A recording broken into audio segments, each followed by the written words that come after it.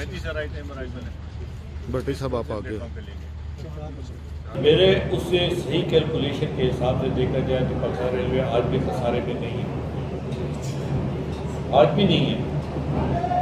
मैं आपको जो 30 जून 2018 को फाइनेंशियल ईयर ख़त्म हुआ है वो उसके फिगर से आपको कर देता हूँ। 50 अरब रुपया पाकिस्तान रेलवे ने अर्निंग की,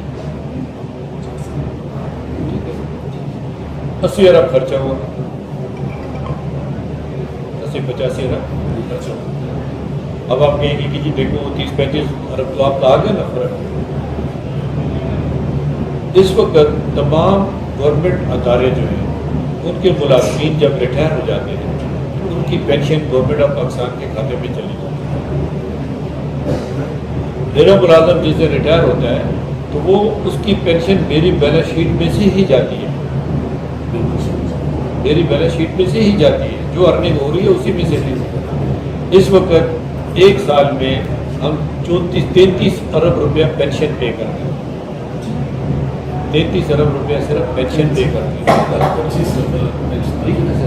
1,25,000 पेंशनर है।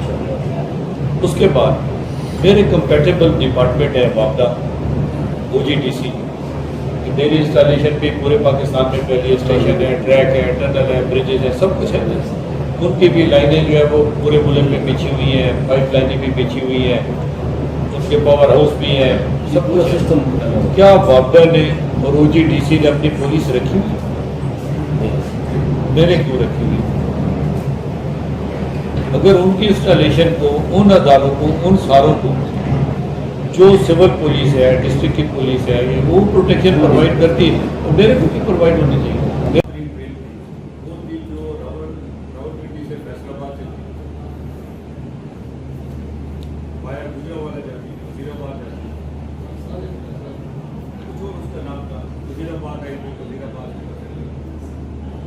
इस वक्त की हालत है कि हम 10 फिजिबिलिटी हो गई है, उसका प्री डिज़ाइन हो गया है, अब ये सारे मामला तो उसके हो गए। अब उसके बाद उसमें फ्रेंसिंग को करने के लिए उसकी फ्रेंसिंग कैसे होनी है और फिर उसके बाद मोबिलाइजेशन होनी है टेंडर करके कि जी किस कंपनी को जाएगा किसको नहीं जाएगा।